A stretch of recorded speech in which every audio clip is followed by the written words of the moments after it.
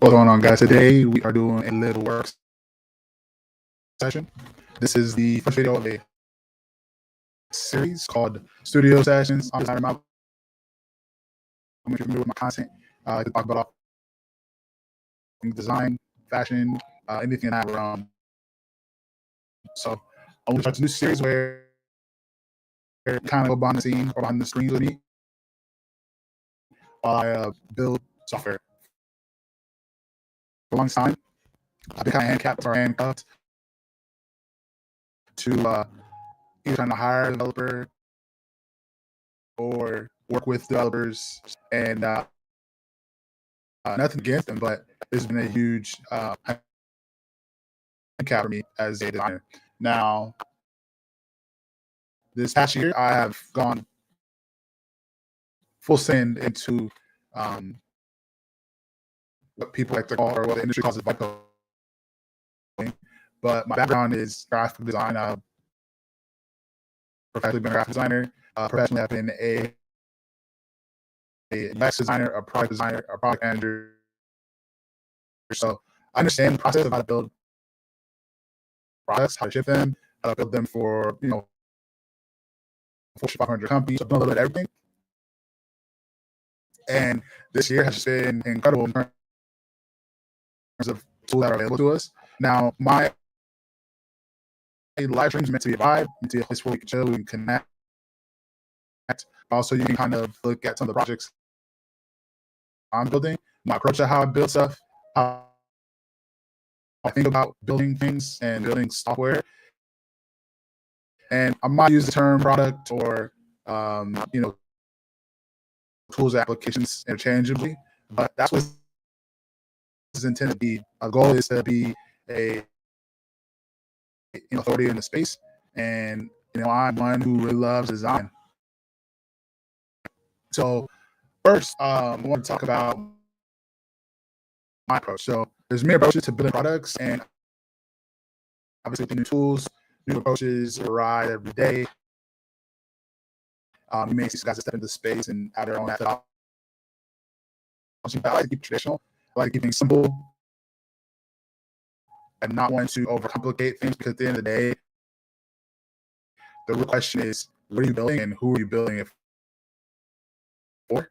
And is it solving their problem? Now, if you're here as a hobbyist, building things for fun, I also think that's a great opportunity to just kind of play around and explore what you are able to do, what's possible. But if you are kind of like me and you want to build something meaningful and something that could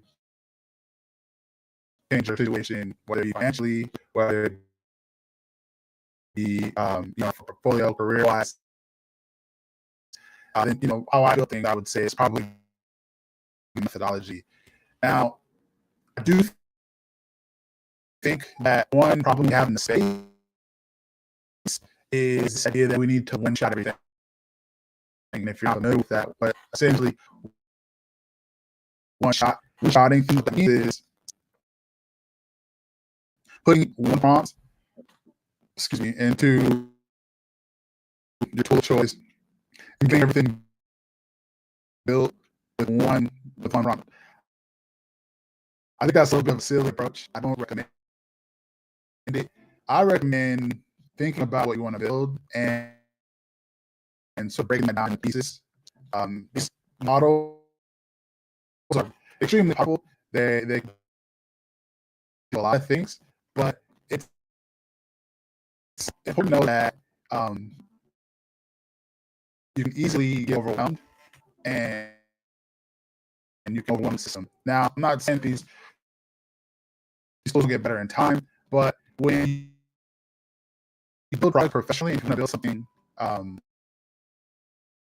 that's impactful, you just build it, right? And then think about how you would build a house, right? You wouldn't build a house all at once, and software can be extremely simple, from a Pomodoro timer all the way to extremely complex, like a Twitter or a Facebook or any sort of enterprise software, right? So it's best to take things granularly, and that's kind of my approach to doing things. As a product designer, you typically look at things of how they're going to impact the user. And so wherever I get ability, I would suggest that you just kind of keep it simple. And what that does is I'm not trying to one dot things, it actually simplify the build, right? When you try one shot an application at once, you're just making it extremely complicated for yourself and for your for your tool of choice, whatever LLM is using. And I say this because I was that person. Like I started Vibecoding, right? Using these tools early this year. I didn't get online and do that because I wanted to kind of sit in space, observe what's going on, start building things myself. And my first project, I did what you call one shot. It was a mess. And it was a mess because they didn't understand how to build with AI. I did, like I knew how to build in person, I knew how we build things in the industry, but I didn't transfer that over to building with AI. So, as we go through the series, I'll try and drop nuggets for you guys on my approach. And if I see there's a lot of interest, I'll go in more depth to provide the context into certain things and how I build stuff and my framework, my methodology to hopefully help you guys along your way and during your process. Look, I'm not a content creator, but I like to power content for you guys to inspire, to bring you guys closer to God, to show you guys what's possible out there in the world. So I'm going to be a positive influence. You look at me as your big brother. And let's use this place to be a positive place where we can give and receive constructive criticism, share ideas, share our knowledge, and kind of explore the possibilities with these tools. Right. For a lot of you guys, I mean, if you guys are in your early 20s, I would be stoked to have this opportunity right now. When I was going to college, this didn't exist. And so to me, if you can hop on this right now, take advantage of your youth and your position you have, you don't have bills, you don't have anything kind of handcuffing you, a mortgage, lock in. I just want to kind of be sort of a vegan life for you because that situation is much different than it was when I was in my 20s, right? And I still find time to lock in, and it comes down to what your resilience is, what you're passionate about. So for now, we're gonna lock in, we're gonna do some work, and from time to time, I'll be happy to show you kind of what we're working on and what I'm building. So.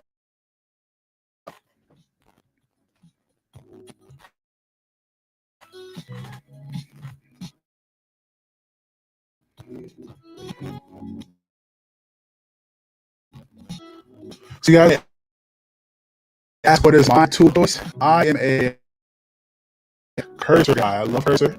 Cursor is fire. And I think there's no tool out there, but it's all about what's perfect for you. And I would say don't waste your time trying to find a perfect tool. Just take on, go deep, and start building. Methodology here is define, right? Find you want to build, design it, then deploy it. The more you waste your time on trying to figure out what tool is the best or what's out there, you're just gonna waste time. Right? Build your tool that's gonna service your customer or service your client or your audience, and lock in with that, and just start working.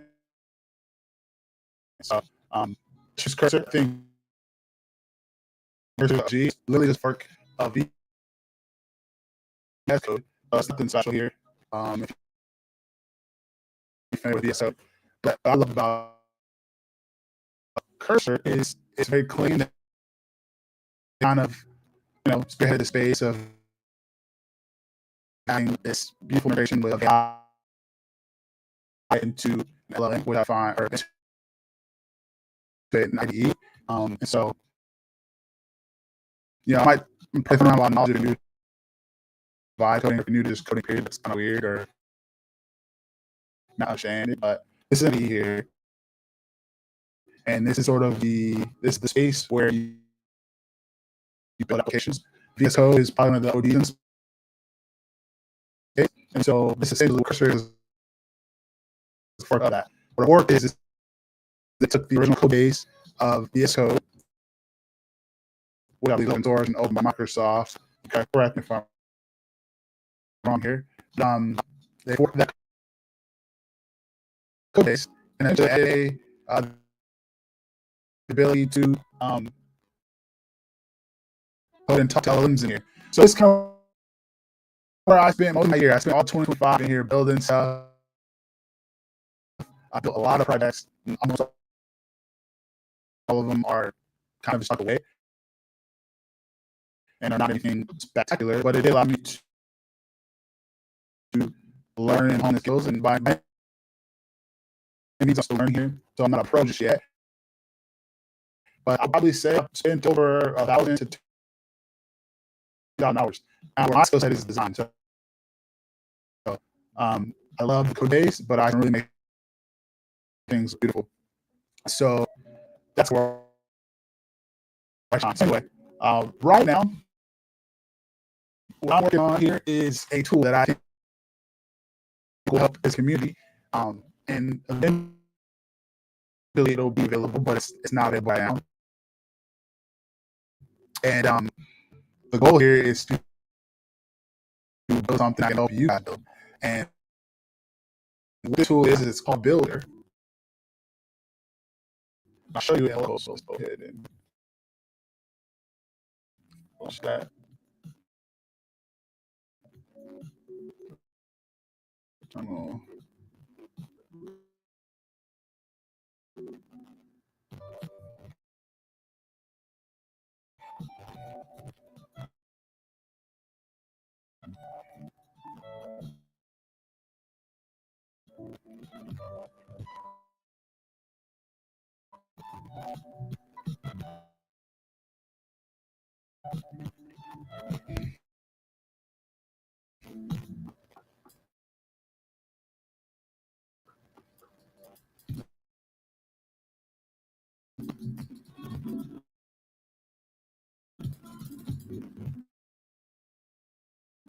So now buttons editor screen's open. So I'm close that. So then while to work on this project, and this is kind of why I think it's really important to plan before you get started. Now, you plan, if you fail to plan, you don't know where you're going. And that's like an essential aspect of design or being product design. If you want to plan for what you're building, and so I learned that take the time to establish, what it is you're building, and once you lay out that groundwork, you kind of how long you're looking to do. It's easy to kind of implement things sequentially. So right here, I'm looking at my code. I'm going to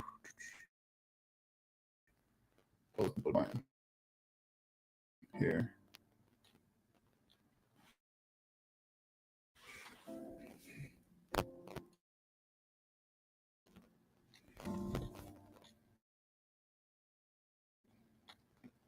So typically, when I'm building, I like to have a build plan. This is just for me. I don't look at it as overkill, and I usually have to do all this, but this is essentially my blueprint. What I would usually do before I start on a project is I typically like to think through all of the features and functionalities that I want, and then try to apply first principles to that. Meaning, what are the non-negotiables? What's necessary for V1? Now, I'm not really big on this idea of like an MVP. I believe we have tools that are good enough out that MVP. Put out an MVP is just junk. Or you put out something that's proud and it's beautiful that actually works. do that now at record-breaking speed. So, you don't get something launched in 2 days, but give yourself some time, right? I think a month, 2 months is healthy. Talk to your customers while you're building stuff. And just other projects I'm building, but this one is more like a project. And so if I can walk you guys through my thoughts, and kind of what I'm going through and what I'm typing. But something I have is over here, my docs. Docs I usually put in the IDE. And just allow me to kind of set the stage for kind of my expectations for escalating. And now I have my plan, which outlines it's a high level view, we're trying to attack it. And so the idea of builder by design is if you write any IDE, what you'll notice that hold on, let me call.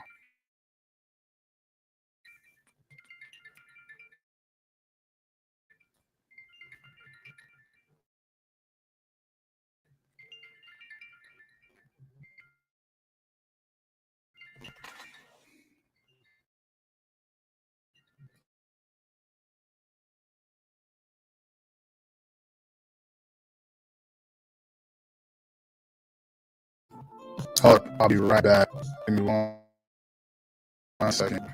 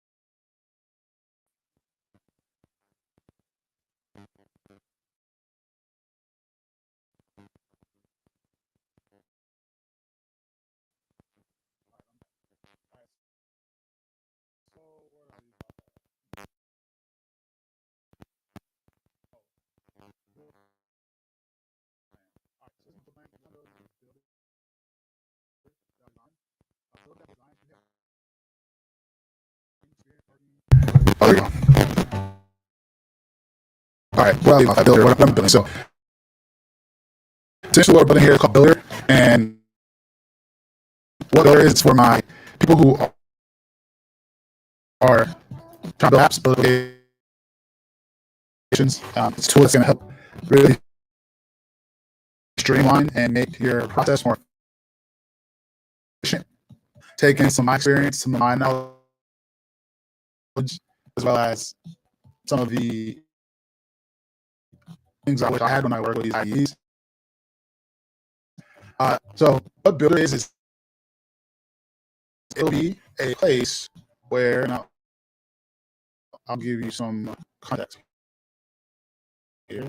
Let's see.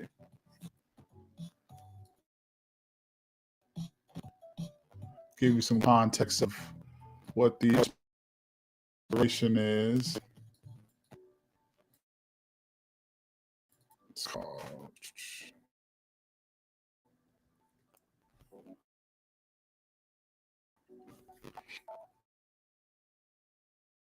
So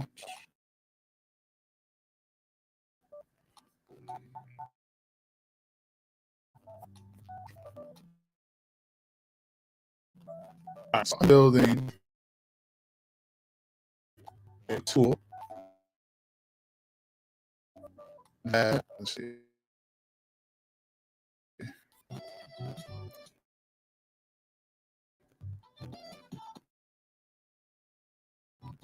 allows you to build or keep going, or your fast will go on pretty quick. I'm gonna plug in there to give you guys some context.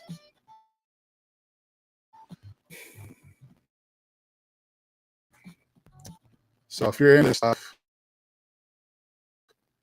you might find this interesting.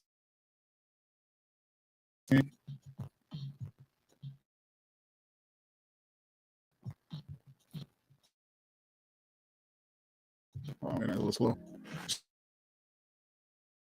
Really what happens is you want to set up a repository for your application or idea, and essentially what that is a place for your code base to live, to allow you to manage version control. And I'm trying to find.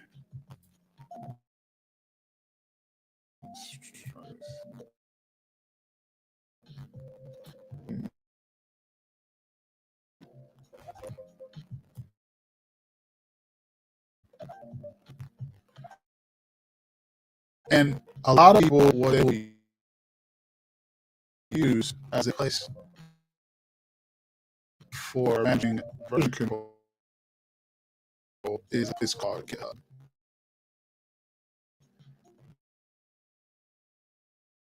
If you can find. Okay. Bug boys. Okay, here we go.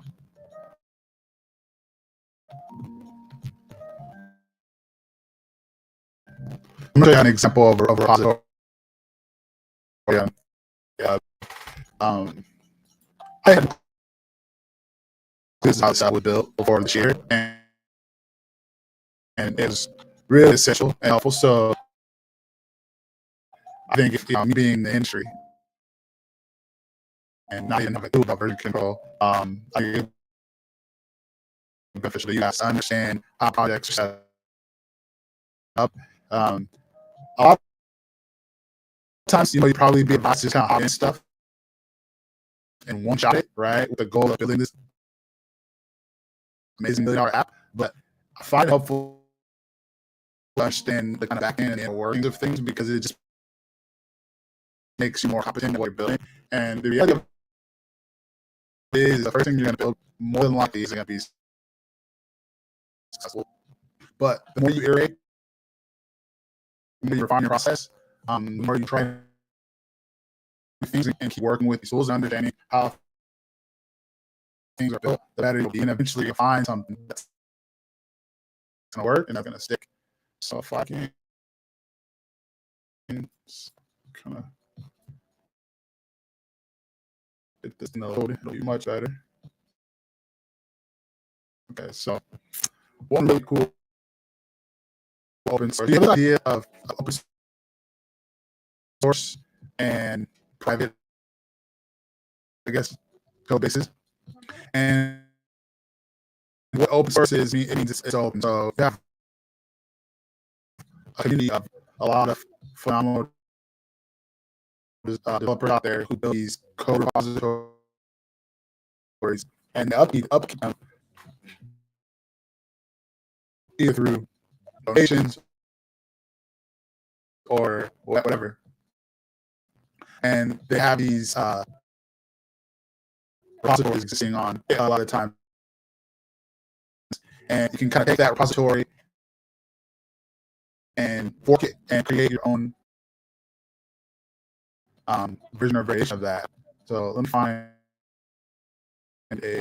just an example of a repository here.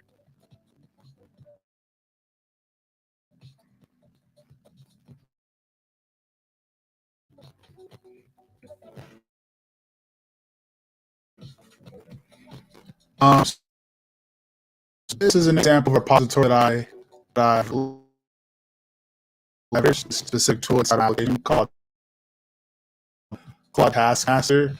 So essentially what it does is inside of your tool, inside of your IDE. So if you're using Cursor or if you're using whatever, right?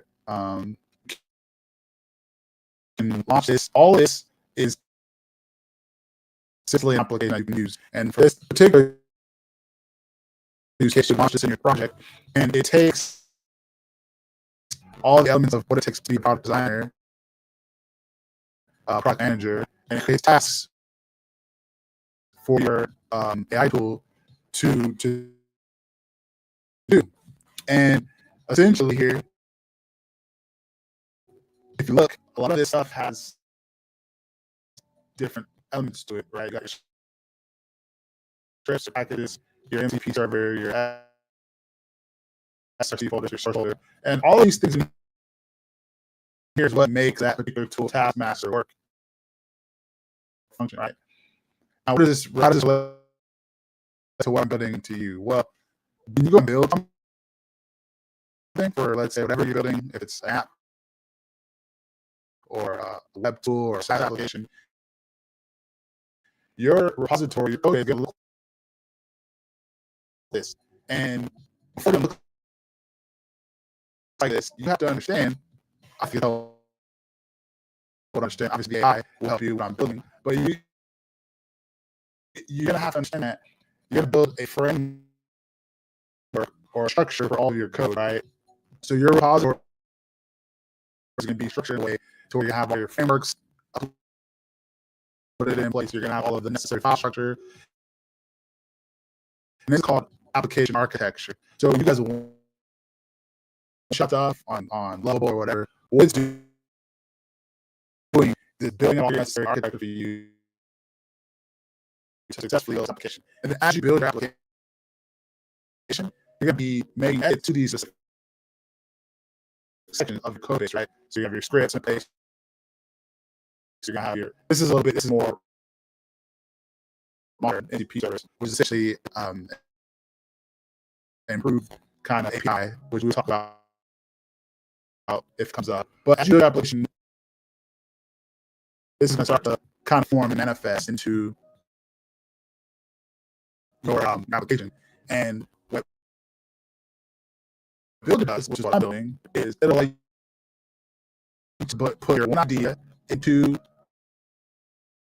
the Builder tool, and it'll spit out one sentence or line, or basically a code that you would copy and paste into, let's say, a new project. So usually, we start a project, it'll look something like this. Let's see.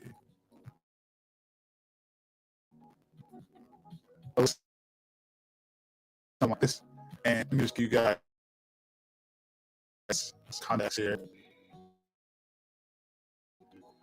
So if you notice, all of this on the left here is essentially an application source to just form your idea, like, hey, I want to build a weather app. These files that AI starts to allow you, and then start to get all of your ideas, all of your processes and frameworks and stuff, start to get fleshed out. And there, that's where you code, right? So get into this part of the for a lot of people, because you probably have never built applications before. You're probably not familiar with the process. It wasn't there. I only knew the front end design side. I know. As you get better at experiment, you start to see, right? And I actually recommend that you can. You start to have and say, okay, I'm always gonna have a get more. I'm always gonna have that indie file. I'm always gonna have a place for packages, my scripts. I'm not a readme file. I'm gonna have. So you start to see this kind of manifest and evolve into something. And if you do enough projects over time and build enough things over time, you get better, get faster. And that's what happened to me this year. So let me show you what good design is and how it's gonna help us. So what we do, so turn it on. Okay.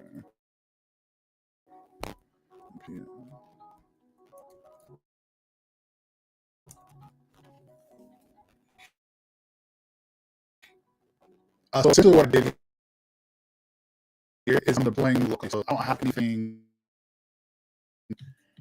connected to a backend or a database, but everything is on what's called local host. And what local host is just a place you deploy your code. Deploy your code locally on your browser, so you can see the evolution of what you're building. Somebody lost here.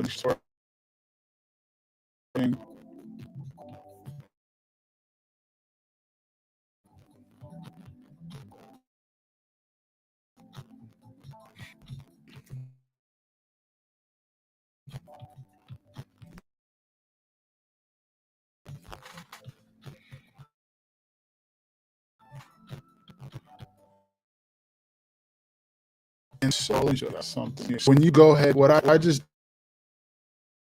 did here, or deploy all the code here. I put all the code live. I've done it live for me to see in my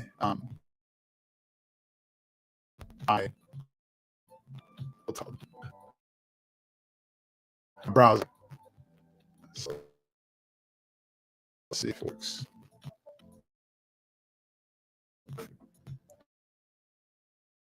Okay, let's show you guys what we got. Cool. So this is my project. I have like 100, but I'm narrow my focus. I have one that's production ready, and I'll dive into that a little bit. That one I'll probably show more of the marketing side, because most of what's going to make this successful is the ability to market and distribute to your client, or to your users, or to your audience. Right now that we've kind of got to the point where building applications and software is extremely cheap. The winner, I hate to say like the winner, because I don't truly believe that this is a zero-sum game.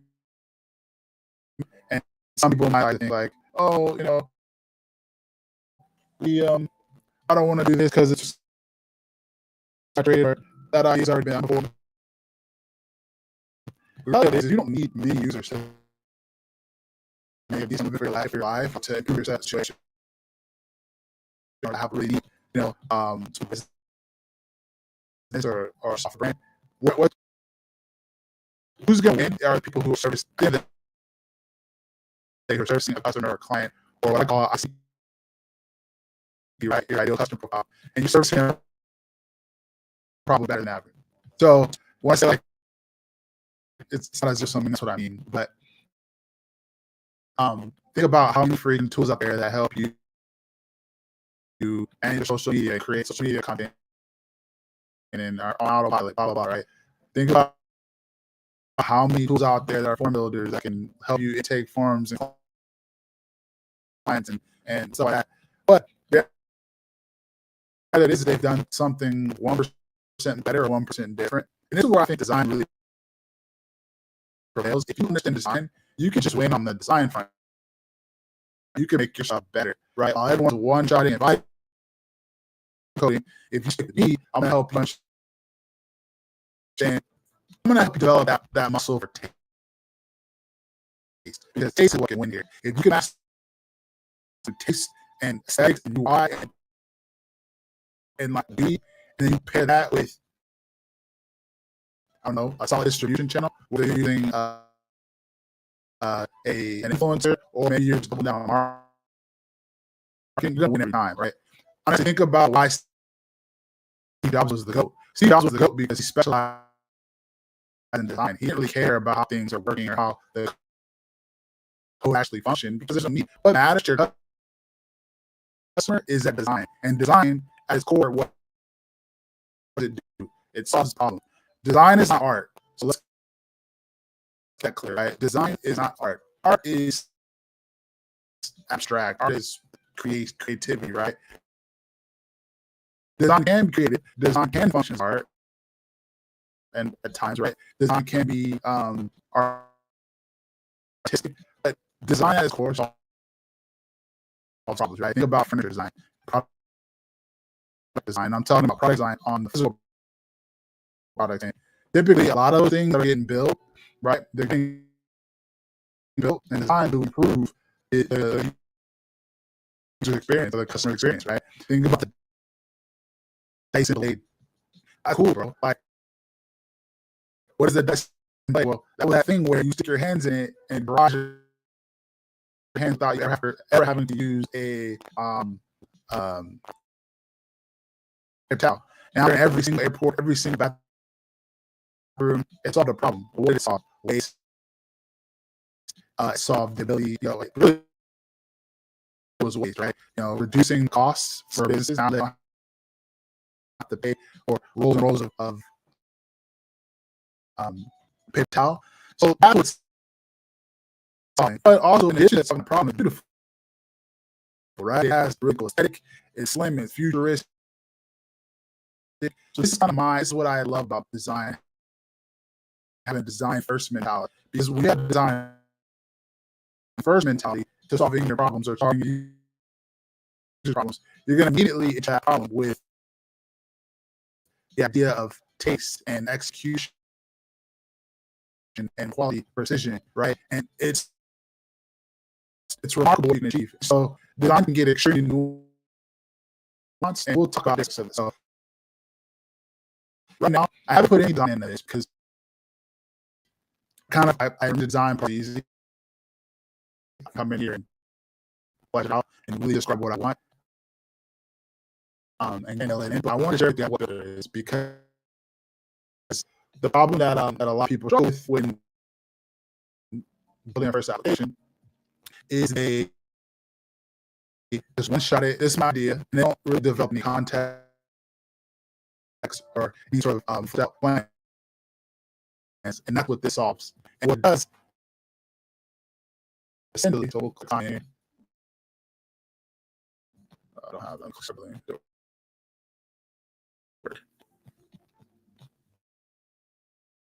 Yeah, it's not working. Let's see. There we go. So I put this tool as my kind of for it to leverage my framework or my approach to building software or doing anything. And I break it up as you have define, build, and deploy, which really means like define, design, and deploy. And the way first is before you hop into a tool, right? And I'm not here trying this tool will not replace Cursor. It's not meant to replace ChatGPT, but it's meant to aid you into thinking about your idea and helping you flesh the idea before you jump into these tools. There's like a Lovable or Replit. And I want to talk about this a little bit because they have it and they're great and they offer a lot of value. But if you want to build something that's substantial, if you want to build something that really is a powerhouse and that could be almost industry grade or just solid, we can get you there. But you want really want to have an ID like a Cursor or a VS Code or whatever. You just get more flexibility, you get more capabilities, well, and those kind of one-size-fits-all applications typically you can run and build, and I've noticed that with Replit.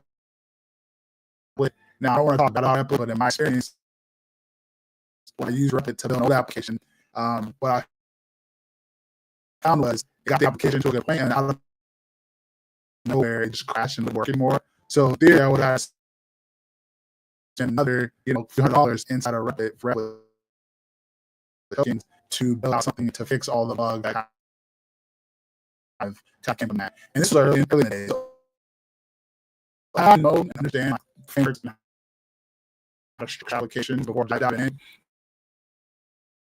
What is example? So what it does is it breaks down the build process of an application into 3 steps. And here you have your define, you have build, and you deploy. Now in the define section, I think what's going to happen here is we're going to go through process. And what this does is, process explain what the process is, but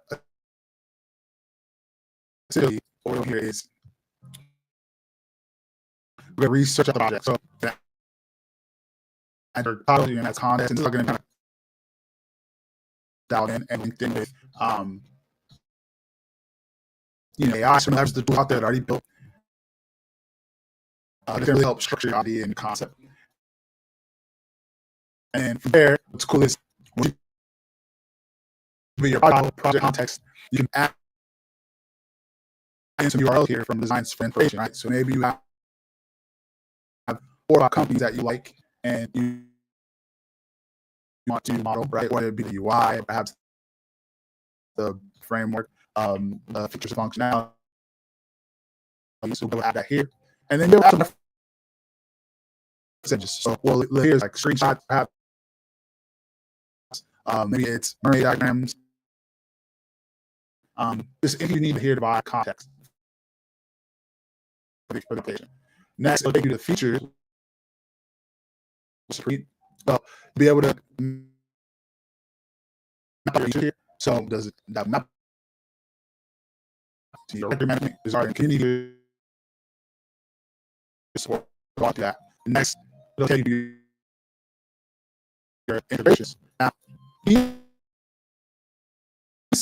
is what I mean by it's really helpful to understand how applications are built, because part of building, I have no clue what backend meant, what a database was. And so even if you're really new and green, Builder will help you understand to the basic things to be dangerous. So let's talk about something that I'm currently building a project.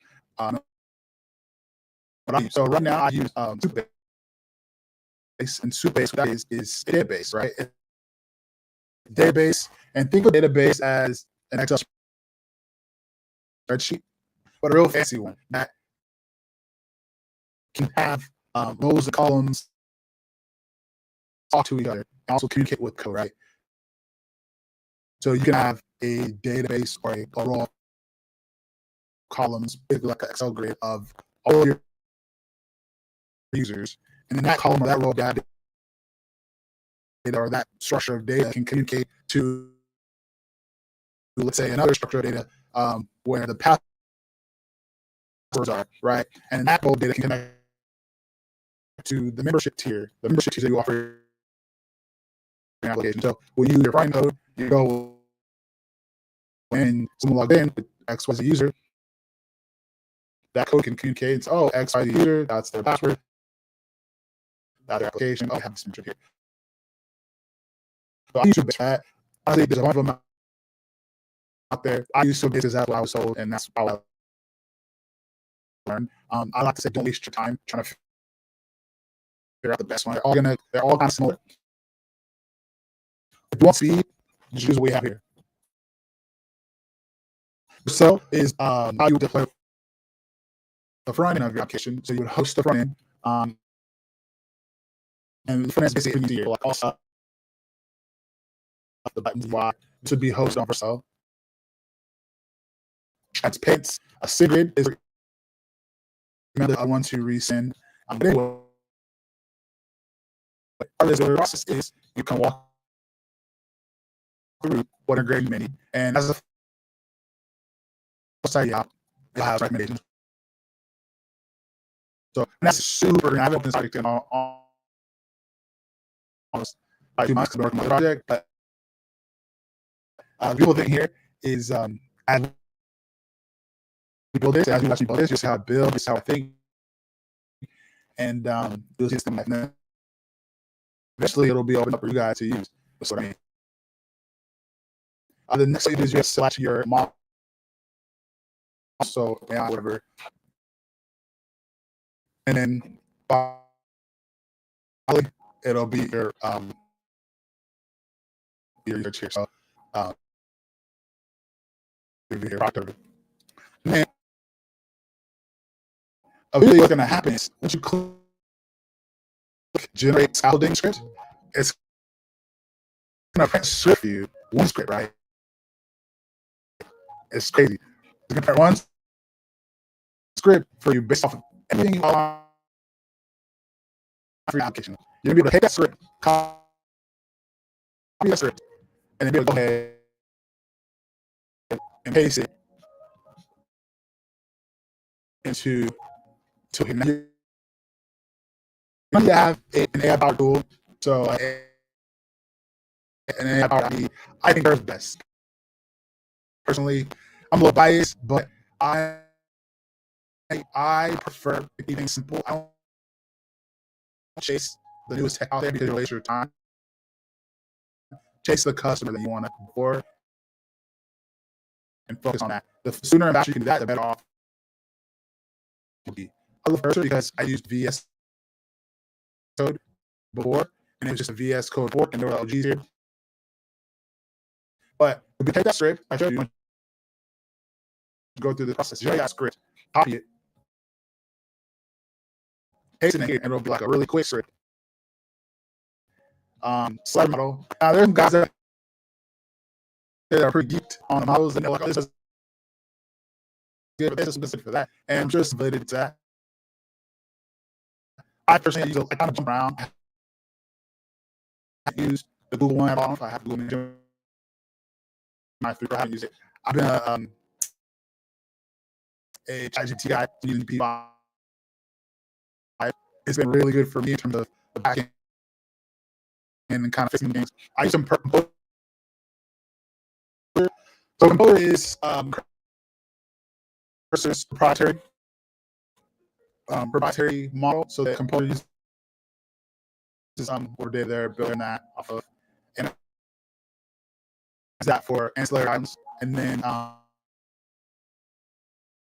lot of the plugins upgraded as this Spanish, which is cool. But also you can here, you can do their model, right? Boom, turn it on, copy paste this, and then it'll start to like I told you about earlier. Is all the code, whether it's a mobile app or it's a web app or it's a social media application builder with that's how this script out for you, and it's how you get you. So you can starting from ground zero. You can start from ground 60, right? I have some shoulders to stand on, and it'll also help build out the approaches that I have for my application. So it'll be good about your design. So I board my the documents that I have here. So the UI is the design system. It's a framework of all of the design stuff that we're going to application. The UX is a framework for, or really a result of all of the user experiences that I want to have my application. And what is a user experience? Well, user experience is essentially a workflow that your user goes through. So when people say UI UX, there are two separate things. UI is user interface, but user interface is what you see. I don't know if you guys have an Apple iPhone, but Apple iPhone just released like Google Glass technology. It's kind of slick. That's the UI, right? How the buttons look, how they flow on screen.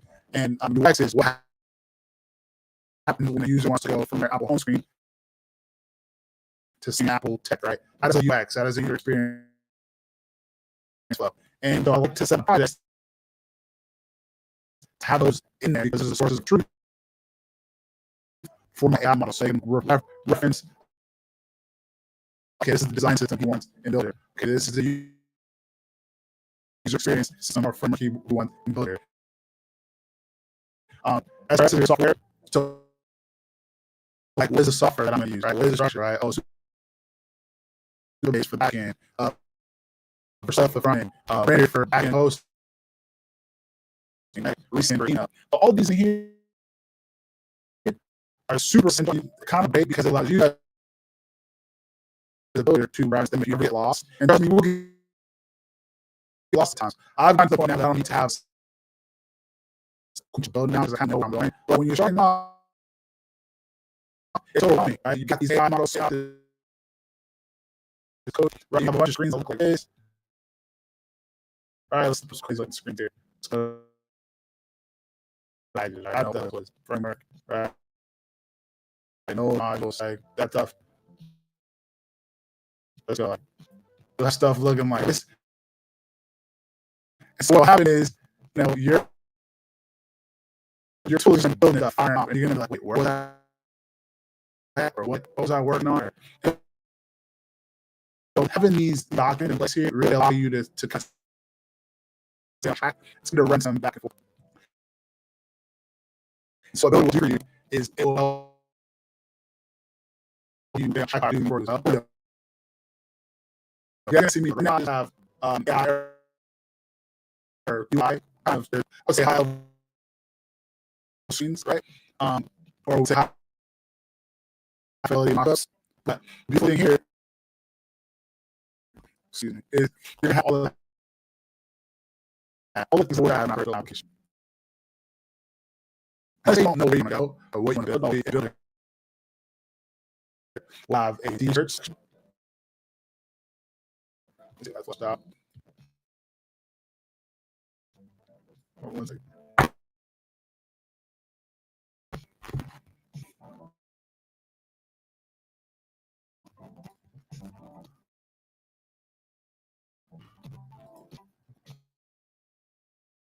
Let's see. Here we go. So our builder area, the research section, so you can grab this. I'm builder. The grab area, builder. We'll have place for prompts. So right now we have a bunch of prompts in here that we'll be able to leverage, and it was copy prompt, put it in IDE, be ready to go. You know, flesh out components. Look at that. Look at that here. Like I said, I've been testing in months, so it'll be exciting to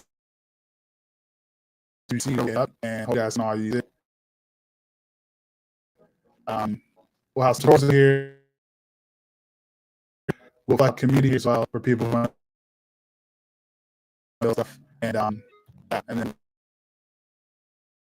the position where you have your projects, marketing, yeah, a lot of sites have been built out. So Let's go ahead and close that.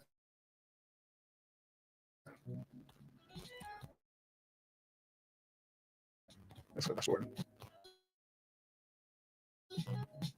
What do I have working on the bottom here? The MCP library. Let's see. Okay, MCP library flashed out. The library with all different MCPs out there, and not before you guys. But what are MCPs? Just a quick. I'll give you a quick version of TX. What MCP is. CMCP allows your AI, right? LLMs, you got the big bulls out there, the ChatGPT, the Claudes, Anthropic, all that. It allows them to talk to software, right?